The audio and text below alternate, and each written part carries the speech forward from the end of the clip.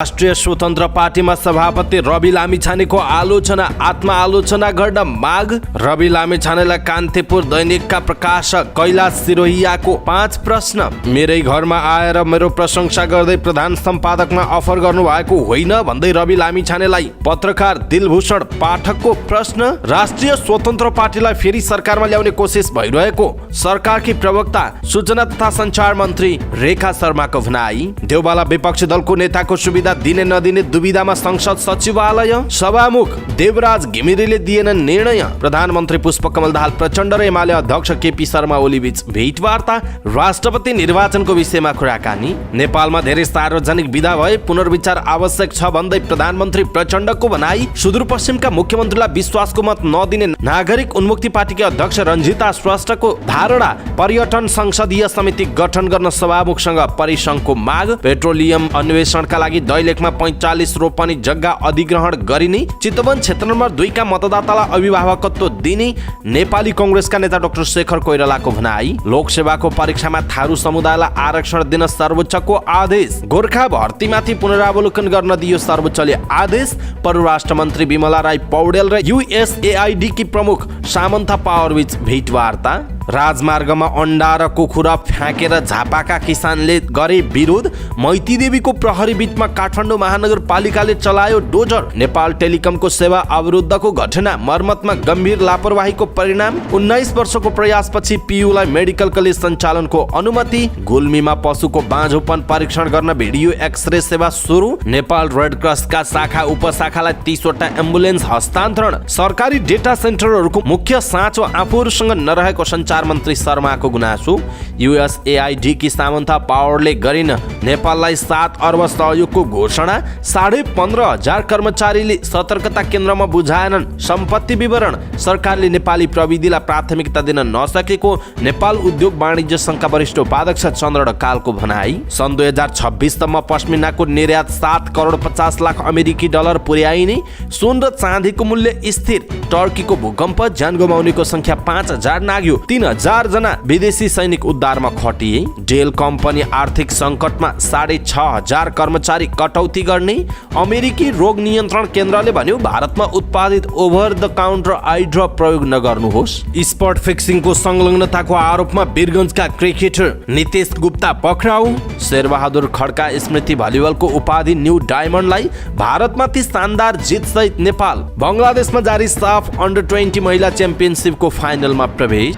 दर्शक महानुभाव नमस्कार। न्यूज बुलेटिनमा यहाँलाई हार्दिक स्वागत छ। म प्रहलाद चन्द्र घिमिरे। आज मिति विक्रमसम्म 2079 साल माघको 25 गते बुधबार स्पेसम्म सन् 2023 फेब्रुअरी 8 तारिक। सदाको झैं आज पनि हामी उपस्थित भएका छौँ आजका महत्त्वपूर्ण समाचार, ब्रेकिङ न्यूज अपडेट लगायत तपाईँलाई काम लाग्ने हेर्नै पर्ने महत्त्वपूर्ण खबरहरू लिएर हामीलाई अन्तिमसम्म हेर्नुहोला। हाम्रो मेहनतका लागि यो भिडियोमा एउटा लाइक अवश्य गर्नुहोला। दर्शक महानुभाव पलपलको न्यूज अपडेटका लागि हाम्रो च्यानललाई तपाईँले अहिलेसम्म सब्स्क्राइब गर्नुभएको छैन भने कृपया सब्स्क्राइब गर्नुहोस् अनि नजिकै आउने बेल आइकनलाई क्लिक गर्नुहोला। दैनिक रूपमा हेर्नुहुन्छ भने रेगुलर भनेर लेख्नुहोला। आज पहिलो चोटि हो भने फर्स्ट टाइम भनेर लेखिदिनु होला। दर्शक महानुभाव देशभित्र हुनुहुन्छ भने आफू रहेको गाउँ ठाउँ सहर जिल्लाको नाम लेख्नुहोला। विदेशमा हुनुहुन्छ भने कुन देशबाट हेरिरहनु भएको छ त्यो कुरा तलको कमेन्ट बक्समा कमेन्ट गर्नुहोला। आउनुहोस् दर्शक महानुभाव आजका महत्त्वपूर्ण समाचार सुरु गरौँ। रवि लामिछानेको आफ्नै पार्टीभित्र आलोचना भएको र आत्मआलोचना गर्न माग राखेको प्रसङ्गबाट सञ्चार माध्यमलाई लक्षित गर्दै अभिव्यक्ति दिएको भन्दै राष्ट्रिय स्वतन्त्र पार्टी रासपामा सभापति रवि लामिछानेको आलोचना भएको छ। आफूहरू पार्टीको सभापतिले दिएको अभिव्यक्तिको बचाउ गर्न समेत नसक्ने अवस्था आएको भन्दै नेताहरूले आत्मआलोचना गर्न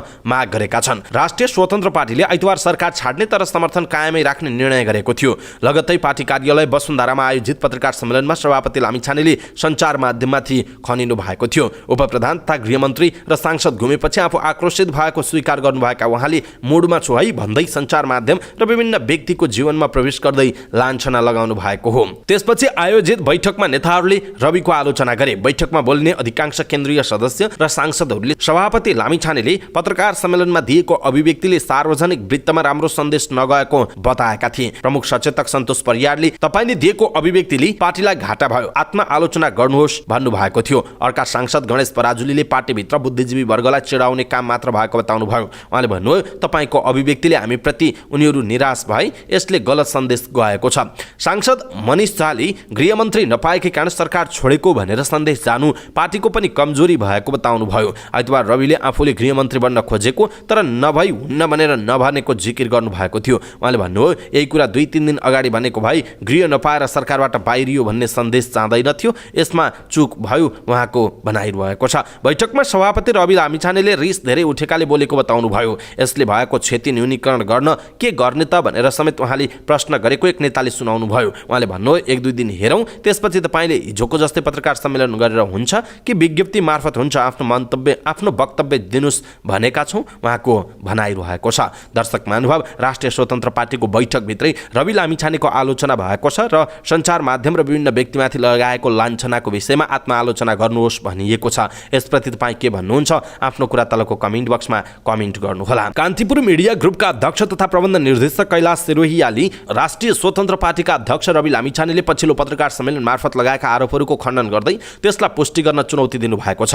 लामिछाने कान्तिपुर मात्र नभई समग्र नेपाली प्रेसको विश्वसनीयतामाथि नियोजित प्रहार गर्न उद्यत भएकाले त्यो आफू लगायत प्रेस कर्मीहरूलाई सह्य नहुने उहाँको भनाइ छ। सिरोहियाले वक्तव्यमा लेख्नु भएको छ, हामीले लेखेका समाचार नेपालको संविधान, कानुन र सर्वोच्च अदालतको संवैधानिक इजलासबाट स्थापित तथ्य हुन्। रवि लामिछानेले लगाएका आक्षेपका आधार के हुन्? मैले त आफ्ना कुराहरू यहाँ प्रष्ट र पारदर्शी रूपमा पाठक र शुभेच्छुकहरू समक्ष राखेको छु। के रवि लामिछानेले पनि नागरिकता, दोहोरो पासपोर्ट र दोहोरो राष्ट्रियतालाई लिएर आफूमाथि उठेका तमाम प्रश्नहरूको साँचो जवाब दिन सक्नुहुन्छ? उहाँले भन्नुभएको छ। यसैबीच अर्का पत्रकार दिलभूषण पाठकले पनि राष्ट्रिय स्वतन्त्र पार्टीका सभापति रवि लामिछानेले लगाएका आरोपको प्रतिक्रिया जनाउनु भएको छ। आफूले व्यावसायिक जीवनमा कहिले कसैलाई गाली वा अपमान नगरेको उहाँको दाबी छ। सामाजिक सञ्जालमा एउटा नोट राख्दै उहाँले आफ्नो पत्रकारितालाई लिएर आजसम्म कुनै पनि निकायमा एउटा पनि उजुरी वा मुद्दा नपरेको बताउनुभयो। सत्यता नभएको र गलत सूचना प्रवाह गरेको एउटा पनि घटना भए देखाउन चुनौती दिन्छु उहाँले भन्नुभएको छ।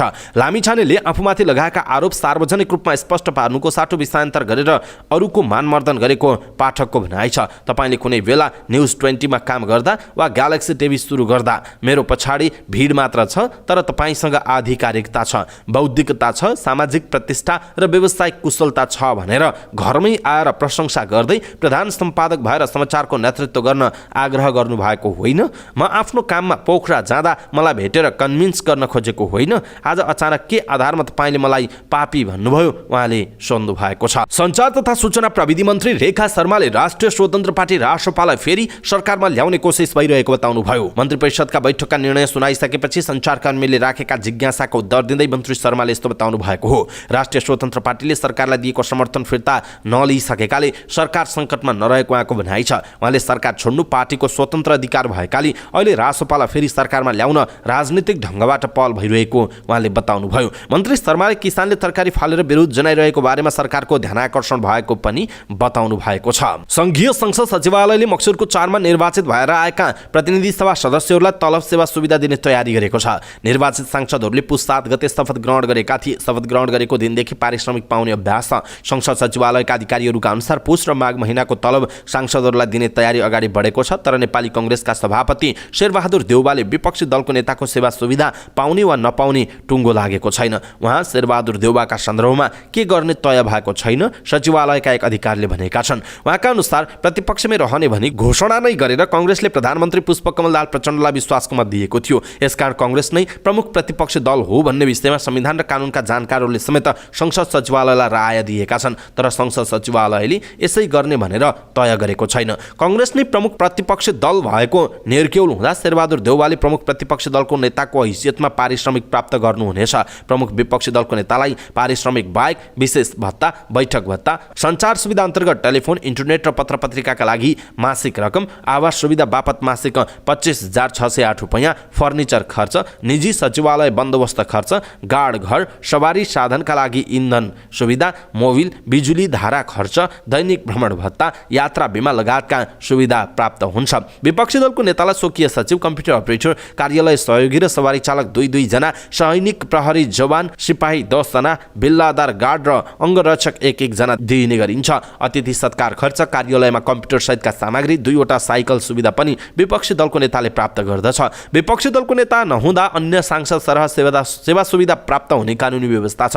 तर कांग्रेस सभापति शेरबहादुर देउवाले विपक्षी दलको नेताको मान्यता नपाए पनि पूर्व प्रधानमन्त्रीका हैसियतले विशिष्टीकृत सुविधा प्राप्त गर्नुहुनेछ। सभामुख देवराज घिमिरेले यस विषयमा प्रष्ट धारणा नदिएका कारण पनि समस्या भएको संसद सचिवालयका कतिपय अधिकारीहरूको भनाइरहेको छ। सभामुख घिमिरे समक्ष नेपाल मजदुर किसान पार्टी नेमोकेपाका सांसद प्रेम सुवालले समेत विपक्षी दलको मान्यता माग गर्दै निवेदन दिनुभएको छ। कांग्रेसले समेत विपक्षी दलको नेताले प्राप्त गर्ने सेवा सुविधा बारे जानकारी माग गर्दै पत्र लेखेको थियो। प्रधानमन्त्री पुष्पकमल दाहाल प्रचण्ड र नेकपा एमालेका अध्यक्ष केपी शर्मा ओली बीच भेटवार्ता भएको छ।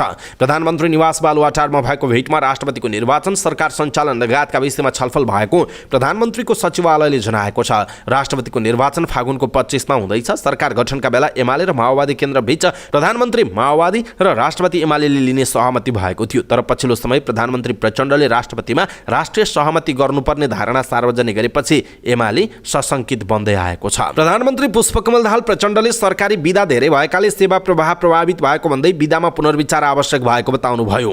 प्रधानमन्त्री तथा मन्त्री परिषदको कार्यालयमा प्रजातन्त्र दिवस मूल समारोह समितिको बैठकमा प्रधानमन्त्रीले सरकारी बिदाहरू धेरै भएकाले जनताको काम गर्ने समय कम भएको र सेवा प्रवाहमा समस्या देखिएको बताउनुभयो। यसमा पुनर्विचार आवश्यक छ भनेर हामीले मन्त्री परिषदमा पनि छलफल गरेका छौँ। गृह कार्य गरेर यसमा पुनर्विचार गर्नुपर्छ उहाँको भनाइरहेको छ। नागरिक उन्मुक्ति पार्टीले सुदूरपश्चिम प्रदेशको मुख्यमन्त्री राजेन्द्र सिंह रावललाई विश्वासको मत नदिने भएको छ। अध्यक्ष रञ्जिता श्रेष्ठले आफूहरूको माग पूरा नभएकाले सुदूरपश्चिमका मुख्यमन्त्रीलाई विश्वासको मत नदिने बताउनुभयो। उहाँले भन्नुभयो, हामी विश्वासको मत दिन सक्दैनौँ किनभने हाम्रो बटन लाइनलाई प्रदेश सरकारले सुनवाई गर्ने कुनै सङ्केत दिएको छैन। सुदूरपश्चिम प्रदेशको मुख्यमन्त्री राजेन्द्र सिंह रावलले आज विश्वासको मत लिँदै हुनुहुन्छ। पुस 27 मा मुख्यमन्त्री नियुक्त हुनुभएका उहाँले 1 महिनाभित्र प्रदेश सभाको विश्वास देखाउन नसकेमा स्वतः पदमुक्त हुने संविधानको व्यवस्था छ। तर बहुमत पुर्याउन 700 को नागरिक उन्मुक्ति पार्टी निर्णायक रहेको छ। नेपाल उद्योग परिसंघले पर्यटन संसदीय समिति गठन गर्न सभामुख देवराज घिमिरेसँग माग गरेको छ। सभामुख कार्यालय सिंहदरबारमा परिसंघको तर्फबाट बधाई तथा शुभकामना दिँदै नेपालको पर्यटन उद्योगलाई उच्च प्राथमिकतामा राख्दै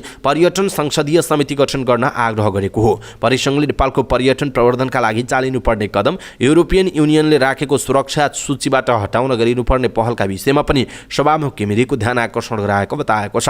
परिसंघ पर्यटन समिति सभापति पम्फा धमलाले पर्यटन वैदेशिक मुद्रा आर्जन गर्ने महत्त्वपूर्ण स्रोत भएको र नेपालको पर्यटनमा अथाह सम्भावना हुँदै पनि देशले यसबाट अपेक्षाकृत रूपमा फाइदा लिन नसकेको बताउनुभयो। सार्वजनिक तथा निजी क्षेत्रको समेत खरबौंको लगानी परिसकेको पर्यटन उद्योगबाट राज्यले अपेक्षाकृत रूपमा लाभ हासिल गर्न सक्नुपर्ने उहाँको भनाइ छ। यसका लागि नीतिगत तहमा गम्भीर समीक्षा, छलफल र दिशा निर्देश गर्न संसदीय पर्यटन समिति गठन गर्न उहाँले आग्रह गर्नुभयो। सरकारले पेट्रोलियम अन्वेषणका लागि दैलेखको भैरवी गाउँपालिका 1 जलजलेमा 45 रोपनी जग्गा अधिग्रहण गर्ने भएको छ।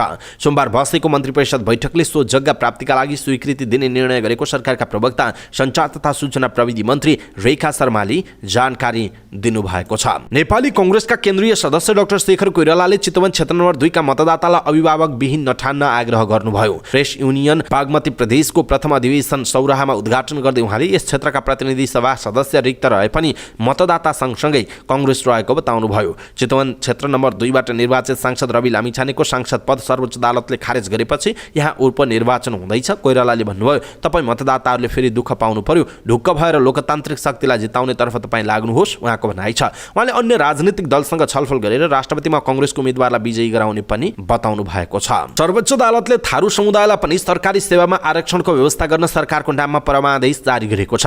लोकसेवा आयोगले गर्ने कर्मचारी छनौटको विज्ञापनहरूमा थारू समुदायलाई आरक्षण नदिएपछि थारू कल्याणकारिणी सभाले सर्वोच्च अदालतमा रिट दायर गरेको थियो। सो रिटमाथि सुनवाई गर्दै मंगलबार न्यायाधीश विश्वम्भर प्रसाद श्रेष्ठ र डाक्टर आनन्दमोहन भट्टराईको संयुक्त इजलासले थारू सहित नयाँ आरक्षित वर्गका लागि जे जस्तो अनुपातमा आरक्षणको व्यवस्था छ सोही अनुसार सरकारी सेवामा पनि आरक्षण दिन परमादेश जारी गरेको हो। तर यही कारण यसअघि विज्ञापन भइसकेका पदमा भने थारूका लागि आरक्षण हुने छैन। ती परीक्षाहरू नियमित रूपमा सञ्चालन हुनेछन्। सरकार सञ्चालनको आवश्यकता र विज्ञापन रोकिँदा त्यसमा पर्ने असर समेतलाई मध्यनजर गर्दा हाल गरिएका विज्ञापनहरू रोक्नु न्यायपूर्ण हुने पनि देखिएन, फैसलामा भनिएको छ। सर्वोच्च अदालतले गोर्खा भर्तीमाथि पुनरावलोकन गर्न सरकारका नाममा निर्देशनात्मक आदेश जारी गरेको छ। गोर्खा भर्ती खारेज हुनुपर्ने मागसहित पेश भएको रिट निवेदनमा सर्वोच्च अदालतले निर्देशनात्मक आदेश जारी गरेको हो। ब्रिटिश गोर्खा भूतपूर्व संगठनका अध्यक्ष पदम लिम्बुले सन् 1947 को सम्झौता खारेज हुनुपर्ने माग राखी सर्वोच्च अदालतमा रिट निवेदन दर्ता गर्नुभएको थियो। त्यतिबेला नेपाल, भारत र बेलायत बीच त्रिपक्षीय सम्झौताका आधारमा नेपालीहरू बेलायती सेनामा भर्ती हुँदै आएका छन्। संगठनले असमान प्रकृतिको रहेको भन्दै सम्झौता खारेज हुनुपर्ने माग राखेको थियो। अन्तर्राष्ट्रिय विकासका लागि अमेरिकी नियोग USAID का प्रशासक सामन्था पावरले परराष्ट्र मन्त्री डाक्टर बिमला राई पौडेलसँग भेटवार्ता गर्नुभयो। मन्त्रालयमा भएको भेटका अवसरमा नेपाल अमेरिका बीचको अभिरुचिका विविध विषयमा छलफल भएको परराष्ट्र मन्त्रालयले जनाएको छ। भेटवार्तामा MCC कार्यान्वयन, जलवायु परिवर्तन, नेपाललाई अति कम विकसित मुलुक LDC बाट विकसित मुलुकका रूपमा स्तरोन्नति गरिएपछि प्रदान गरिने सहयोग लगायतका विषयमा छलफल भएको मन्त्रालयले जनाएको छ। मन्त्री पौडेलले अमेरिकी सरकारले नेपाललाई गर्दै आएको सहयोगप्रति धन्यवाद व्यक्त गर्नुभयो। पावरले अमेरिकी सरकारका तर्फबाट गरिने सहयोगमा थप वृद्धि गर्ने प्रतिबद्धता व्यक्त गर्नुभयो। झापाका किसानले बिर्तामोडको मुक्ति चोकमा अन्डा र कुखुरा फालेर विरोध जनाएका छन्। आफ्ना उत्पादनले उचित मूल्य र बजार पाउनुपर्ने माग गर्दै आफूहरूले अन्डा र कुखुरा सडकमा फालेर सरकारको ध्यान आकर्षण गराएको प्रदर्शनमा सहभागी किसान भरत चम्लगाईले बताउनुभयो। कृषिमा आत्मनिर्भर हो भनेर सरकारले गरेको आग्रह अनुसार आफूहरू कृषि कर्ममा लागेर र उत्पादन पनि गरेको, तर सरकारले त्यसको बजारीकरण नगरेकाले बाध्य भएर सडकमा उत्रनु परेको उहाँले बताउनुभयो। हामीसँग 8 रुपैयाँमा किनेको अन्डा उपभोक्तालाई 15 रुपैयाँमा किनेर खानु परेको छ। उहाँले भन्नुभयो सरकारले बजारीकरणमा सहयोग नगरेकै कारण बिचौलिया मोटाउने र किसान मर्ने स्थिति आएको छ। यो स्थिति हटाउन सरकारले पहल गर्नुपर्छ उहाँको भनाइ छ। किसानले सडकमा लिएर आएका अन्डा र कुखुरा त्यसै छोडेर फर्किएका थिए। कुखुरा पाल्ने स्थिति नै छैन, के पाल्नु भनेर त्यहीँ छोडेर आयौँ उहाँले भन्नुभयो। बढ्दो ब्याज महँगीका कारणले देशभरका किसानहरू मारमा परेको भन्दै प्रदर्शनमा सहभागी किसानहरूले यो प्रतिनिधिमूलक आन्दोलन भएको र यसमा झापाका सबै किसानको समर्थन रहेको बताउनुभयो। काठमाडौँ महानगरपालिकाले मैतीदेवी चोकमा रहेको प्रहरी बिट भत्काएको छ। महानगर प्रहरीले मैतीदेवी चोकमा रहेको नेपाल प्रहरीको बिट भत्काएको हो। महानगर प्रहरीको टोलीले प्रहरीका आवश्यक सामान सार्न लगाएर डोजर प्रयोग गरी प्रहरी बिट भत्काएको हो। मैतीदेवी चोकको एक कुनामा सडक र फुटपाथ छेकिने गरी बनेको सानो भवनबाट प्रहरी बिट सञ्चालन भएको थियो। त्यस क्षेत्रमा गाडीको चाप बढी भएको र प्रहरी बिटका कारण पैदल यात्री पनि सडकबाट हिँड्नुपर्ने बाध्यता रहेकाले प्रहरी बिट भत्काइएको महानगरले बताएको छ। नेपाल टेलिकमले आफ्नो प्रणालीहरूको मर्मत सम्भार र स्तरीकरणमा गम्भीर लापरवाही गर्ने गरेको भेटिएको छ। गत माघ 3 को मध्याह्न 12 बजेदेखि नेपाल टेलिकमको मोबाइल र ल्यान्डलाइन सेवा देशभर अवरुद्ध भएपछि त्यसबारे अध्ययन गर्न बनेको छानबिन समितिले टेलिकमले परिणामको आकलन समेत नगरी अनुपयुक्त समयमा मर्मतका काम गर्ने गरेको भेटिएको छ। सञ्चार तथा सूचना प्रविधि मन्त्रालयका सहसचिव गौरव गिरीको नेतृत्वमा बनेको छानबिन समितिले टेलिकम आफ्नो सेवा अवरुद्ध हुन सक्ने कुरामा सचेत नरहेको निष्कर्ष निकालेको हो। समितिका एक सदस्यका अनुसार 3 माघमा अत्याधिक भोइस ट्राफिक हुने पिक टाइम अर्थात् धेरै फोन कल, SMS र डेटा प्रयोग हुने समयमै टेलिकमले आफ्नो बिलिङ प्रणालीमा मर्मतको काम गरेको पाइएको छ। सम्भावित परिणाम समेत आकलन नगरी मर्मतको काम गर्दा तत्कालै सेवा सुचारू समेत हुन नसकेको ती सदस्यले बताएका छन्। टेलिकमका अधिकारीहरूका अनुसार रातमा गर्नुपर्ने काम दिनमा नै गर्दा धेरै सेवाग्राही प्रभावित हुन पुगेका हुन्। रातमा सेवाग्राहीको संख्या न्यून भएका बेलामा यस्तो काम गरेको भए समस्या कम हुने गरेको जनाइएको छ। पूर्वाञ्चल विश्वविद्यालयले तयारी सुरु गरेको 19 वर्षपछि मेडिकल कलेज सञ्चालनको बाटो खुलेको छ। संघीय सरकारको मन्त्री परिषदको बैठकले कोशी अस्पताल विराटनगरलाई अभ्यासका लागि प्रयोग गर्न दिने निर्णय गरेपछि विश्वविद्यालयलाई कलेज सञ्चालन गर्ने बाटो खुलेको हो। 2078 साल माघ 24 गते कोशी अस्पताल विराटनगरले पूर्वाञ्चल विश्वविद्यालयलाई अभ्यासका लागि अस्पताल प्रयोग गर्न दिने सहमति गरेको थियो। सहमतिको 1 वर्षपछि 2079 माघ 23 गते बसेको मन्त्री परिषदको बैठकले विश्वविद्यालय र कोशी अस्पताल बीचको सम्झौता अनुमोदन गर्दै मेडिकल कलेज सञ्चालनको बाटो खोलिदिएको जनाइएको छ। गुल्मीमा भिडियो एक्सरेबाट पशुको बाँझोपनको समस्या र गर्भ परीक्षण गर्न सुरु गरिएको छ। भेटिनरी अस्पताल तथा पशु सेवा विज्ञ केन्द्र गुल्मीले रेसुङ्गा नगरपालिका र इस्मा गाउँपालिकामा यो सेवा सुरु गरेको हो। कार्यालयका प्राविधिकहरूले किसानको गोठकोटमै पुगेर भिडियो एक्सरे सेवा सुरु गरेपछि त्यहाँका किसान निकै खुसी भएका छन्। बाँझोपनको पहिचान र उपचार नहुँदा लामो समयसम्म किसानले गोठमा त्यत्तिकै थारू चौपाए पाल्नुपर्ने बाध्यता थियो। भिडियो एक्सरेबाट पत्थरी, कलेजो लगायतका परीक्षण पनि हुने कार्यालयले जनाएको छ। कार्यालयले भिडियो एक्सरे ल्याएसँगै इस्मा 6 का अगुवा किसान कृष्ण घिमिरेले केन्द्रले जिल्लामा पशुका लागि नयाँ सेवा प्रवाहसँगै उपचारमा नयाँ प्रविधि भित्र्याएकोमा खुसी व्यक्त गर्नुभयो। रेड क्रसको अन्तर्राष्ट्रिय महासङ्घ IFRCले रेड क्रसका जिल्ला शाखा तथा उपशाखालाई 30 वटा एम्बुलेन्स हस्तान्तरण गरेको छ। नेपाल रेड क्रस सोसाइटीको केन्द्रीय कार्यालयमा आयोजित एक कार्यक्रममा IFRC का महासचिव जगन्नाथ चापागाईले नेपाल रेड क्रस सोसाइटीका 22 वटा जिल्ला शाखा र 8 वटा उपशाखा सल्लाह गरी जम्मा 30 वटा ख वर्गका एम्बुलेन्स हस्तान्तरण गर्नुभयो। उहाँले अन्य 15 वटा एम्बुलेन्स ख वर्गमा स्तरोन्नति गरिएको र आगामी दिनमा बाँकी 47 जिल्लाहरूका लागि पनि सहयोगका लागि पहल गर्ने बताउनुभयो। कार्यक्रममा नेपाल सरकारको स्वास्थ्य आपतकालीन कार्य सञ्चालन केन्द्रका प्रमुख डाक्टर समीर कुमार अधिकारीले प्रभावकारी एम्बुलेन्स सेवा सञ्चालन कार्य त्यति सजिलो नभएको बताउँदै यस सेवाको समग्र प्रणाली सुधारका लागि सरकार लागि परेको बताउनुभयो। नेपाल रेड क्रस सोसाइटीले हाल देशका 68 जिल्लाका 275 स्थानबाट एम्बुलेन्स सेवा प्रदान गरिरहेको सोसाइटीका कार्यकारी निर्देशक उमेश ढकालले बताउनु भएको छ। नेपाल रेड क्रस सोसाइटीका जिल्ला शाखाहरूमा इलाम, झापा, तेह्रथुम, सङ्खुवासभा, सप्तरी, उदयपुर, भक्तपुर, नुवाकोट, तनहुँ, गुल्मी, प्युठान, सल्यान, सुर्खेत, दाङ, जाजरकोट, डोटी, मुगु, बझाङ, बैतडी, दार्चुला, कैलाली र कञ्चनपुर रहेका छन्। यस्तै उपशाखाहरूमध्ये सोनारी बाँके, बारवर्दिया बर्दिया, अन्नपूर्ण भोजपुर, मनोकामना गोर्खा, नरहरिनाथ कालीकोट, घरती गाउँ रोल्पा, ग्वालटार सिन्धुली र मिर्चैया सिराहाले एम्बुलेन्स प्राप्त गरेको जनाइएको छ। सञ्चार तथा सूचना प्रविधि मन्त्री रेखा शर्माले सरकारी डेटा सेन्टरहरूको मुख्य साँचो सरकारसँग नभएको बताउनुभयो। सरकारले आफ्नै सूचना प्रविधि आइटी कम्पनी खोल्नुपर्ने आवश्यकता ल्याउँदै उहाँले सरकारी तथ्याङ्कहरूको सुरक्षामाथि प्रश्नहरू रहेको स्वीकार गर्नुभयो। काठमाडौँको भ्रिकुटी मण्डपमा सुरु भएको सूचना प्रविधि मेलाको उद्घाटन गर्दै सूचना प्रविधिमा सरकारले केही काम गर्नुपर्दा बाहिरबाट जनशक्ति ल्याउनु परिरहेको र नेपालको जनशक्ति भने बाहिर गइरहेको बताउनु भएको छ। मैले के बुझेँ भने हामीसँग थुप्रै डेटा सेन्टर छन्, त्यसको सुरक्षा र मुख्य साँचो मेन कि हामीसँग छैन। उहाँले भन्नुभयो हामी राष्ट्रियताका कुरा गर्छौँ, त्यसलाई कसरी बचाउन सक्छौँ। मन्त्रालयहरूको संवेदनशील सफ्टवेयर त छ, यसको मुख्य कुरा कहाँ छ भन्ने कुरा हामीलाई नै थाहा छैन, उहाँको भनाइ छ।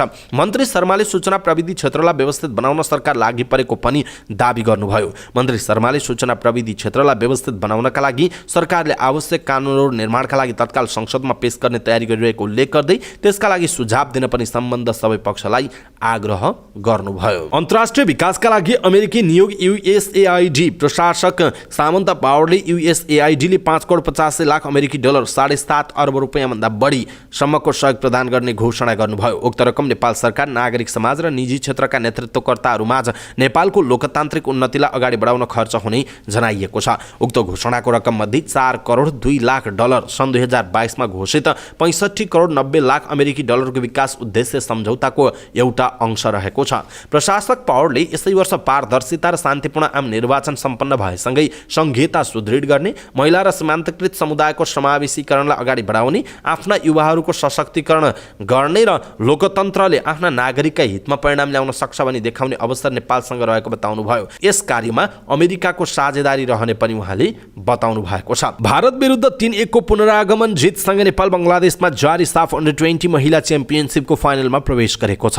ढाका स्थित बीएसएसएस मुस्तफा कमल स्टेडियममा भएको लिग चरणको आफ्नो अन्तिम खेलमा नेपालले उत्कृष्ट प्रदर्शन गर्दै भारतलाई पराजित गरेको हो। पहिलो हाफमा 1 गोलले पछि परेको नेपालले दोस्रो हाफमा पुनरागमन गर्दै 3 गोल गर्यो। खेलको 21औं मिनेटमा अपूर्व नाजारीले गोल गर्दै भारतलाई अग्रता दिलाएकी थिइन्, तर 47औं मिनेटमा अञ्जली चन्दले नेपालका लागि बराबरी गोल गर्दै खेलमा फर्काइन्। कप्तान प्रीति राईले 68औं मिनेटमा पेनाल्टी मार्फत गोल गर्दै नेपाललाई 2-1 को अग्रता दिलाइन्। अग्रता बनाएपछि भारतमाथि हावी भएको नेपालका लागि अमिषा कार्कीले 89औं मिनेटमा गोल गर्दै 3-1 को जित दिलाइन्। पहिलो खेलमा बङ्गलादेशसँग 3-1 ले पराजित भएको नेपालले दोस्रो खेलमा भुटानलाई 4-0 ले पराजित गरेको थियो। नेपालले 3 खेलबाट 2 जित र 1 हार सहित 6 अङ्क जोड्यो। भारतले भने 1 जित र 1 हार र बराबरी 1 बराबरीबाट 4 अङ्क मात्र जोड्न सक्यो। हारपछि भारत भने फाइनल होडबाट लगभग बाहिरिएको जनाइएको छ। अवस्था दर्शक महानुभाव, आजका महत्त्वपूर्ण समाचार, ब्रेकिङ न्युज अपडेट लगायत तपाईँलाई काम लाग्ने हेर्नै पर्ने महत्त्वपूर्ण खबरहरू यति नै। हामीले प्रस्तुत गरेका यी समाचारहरूप्रति तपाईँको धारणा के छ? आफ्नो धारणा तलको कमेन्ट बक्समा कमेन्ट गर्नुहोला। हाम्रो मेहनतका लागि यो भिडियोमा एउटा सानो लाइक अवश्य गर्नुहोला। दर्शक महानुभाव, पलपलको न्युज अपडेटका लागि हाम्रो च्यानललाई तपाईँले अहिलेसम्म सब्स्क्राइब गर्नुभएको छैन भने कृपया सब्स्क्राइब गर्नुहोस् अनि नजिकै आउने बेल आइकनलाई क्लिक गर्नुहोला। पलपलको न्युज अपडेटका साथ फेरि हाम्रो भेट हुनेछ। नमस्कार।